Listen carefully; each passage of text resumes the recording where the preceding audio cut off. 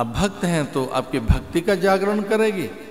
आप निष्काम कर्म योगी हैं तो आप में शुभ कर्मों की तत्परता पैदा करेगी।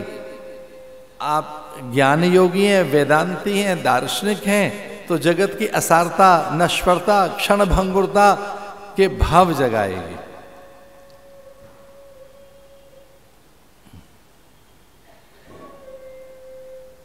ब्रह्मलीन पूज्य स्वामी खंडानंद जी महाराज हमें याद आते हैं और वो कहते थे कि ज्ञान और भक्ति परस्पर एक दूसरे के पूरक ही हैं। ज्ञान में सर्वत्र एक ही ब्रह्म है, कोई दूसरा नहीं है। सर्वम खलु इदम ब्रह्म। ज्ञानी कहता है परमात्मा से इतर और दूजा कोई नहीं है। एको वशी सर्वभूतरात्मा अंतरात्मा एको हम बहुश्याम। ज्ञानी कहता है कोई एक तत्व का विस्तार है ये समग्र प्रपंच और ये संसार, उससे इतर कुछ नहीं है। नेहना नास्ति किंचन ईसावास्य इदम सर्वम यत् किंचित जगत्याम जगत। ईसावास्य इदम सर्वम यत्र तत्र सर्वत्र इदम सर्वम, ये जो है सब एक है। इदम सर्वम यत् किंचित जगत्याम जगत।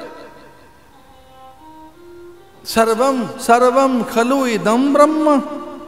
ज्ञानी कहता है कि केवल ब्रह्म ही है ये और दूजा कोई नहीं।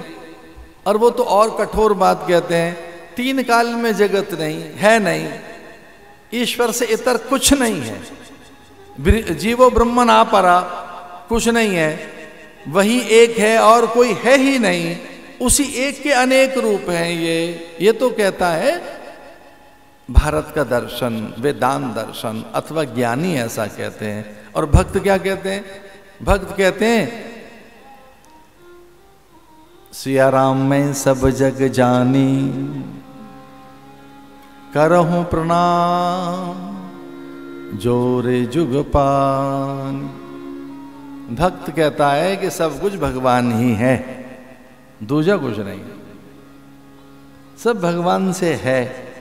कल्पांत में एक नारायण और उनकी सृष्टि का ये विस्तार है। भाषा का ही तो अंतर है। तो भक्त क्या कहता है? अनेक रूप रूपाय विष्णवे प्रभ विष्णवे। जितने भी यहाँ तत्व हैं, रूप हैं, प्राणी हैं, जितने भी यहाँ जीव हैं, वो सब ब्रह्म से ही हैं, भगवान से ही हैं। अनेक रूप रूपाय विष्णवे प्रभ विष्णवे।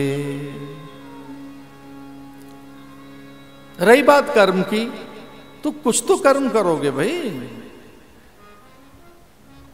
जब मैं उपनिषद श्रवण कर रहा था उत्तरकाशी में, ये मेरा सद्भाग्य ही है कि वहाँ एक हिमालय के बहुत बड़े तपस्वी, योगी, विचारक, दार्शनिक, अभूतपूर्व पंडित, एक अद्भुत वेदांती पूज्य स्वामी गोविंद गिरी उनका नाम था। स्वामी चिन्मयानंद जी महाराज के वो गुरुभाई थे। चिन्मय मिशन के प्रणेता स्वामी चिन्मयानंद जी महाराज के, उन्होंने पूज्य स्वामी दयानंद जी को भी उपनिषद पढ़ाए। आर्ष विद्या वाले स्वामी जी महाराज झाड़ी शीशम वाले, और साहब वो उनसे हमने उपनिषद थोड़े पढ़े। और ये चकित करने वाली बात नहीं है। एक दिन ऐसे ही सहसा पता लगा कि उनको 55 वर्ष हो गए अपनी कुटिया की चौखट लांघे। चौखट माने दहलीज। 55 वर्ष तक तो उन्होंने अपनी कुटिया की दहलीज पार नहीं की उत्तरकाशी में। क्या भाग्य हमारा, हमको उनसे उपनिषद पढ़ने का अवसर मिल गया।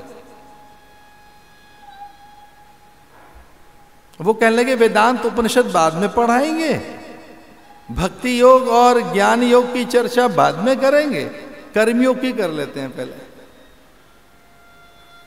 कभी उनकी क्लास में 3, कभी 2 और कभी मैं अकेला। पर ऐसा लगता नहीं था कि वो केवल हमें पढ़ा रहे हैं, हमें सुना रहे हैं।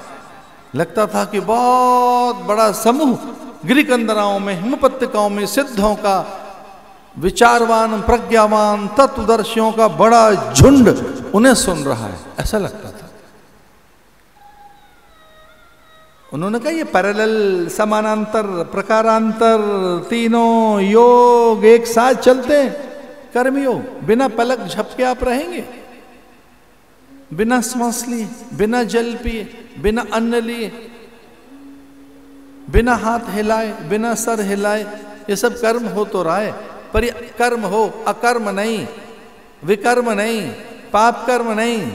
जब करना ही है तो पुण्य कर्म क्यों ना हो, जब करना ही है तो सत्कर्म क्यों ना हो, जब करना ही है तो शुभ कर्म क्यों ना हो, जब करना ही है तो सही क्यों ना करें। करना तो है, जब करना ही है तो ठीक ढंग से नहीं किया जा सकता क्या?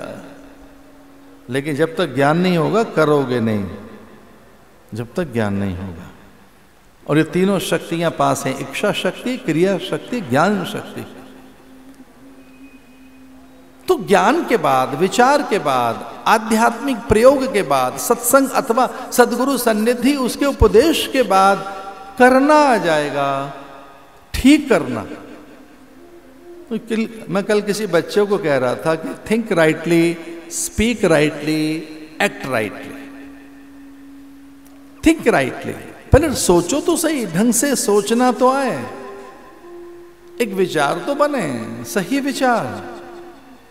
और आपका सही विचार बना है, आपको विचार करना आ गया, तो वाणी बनेगा, व्यवहार बनेगा, स्वभाव बनेगा, प्रकृति बनेगा, जीवन बनेगा, वही प्रतिक्रिया होगी, वही टिप्पणियां होंगी, वही भाषाभास होगा, वही आपके कर्मों का फल होगा।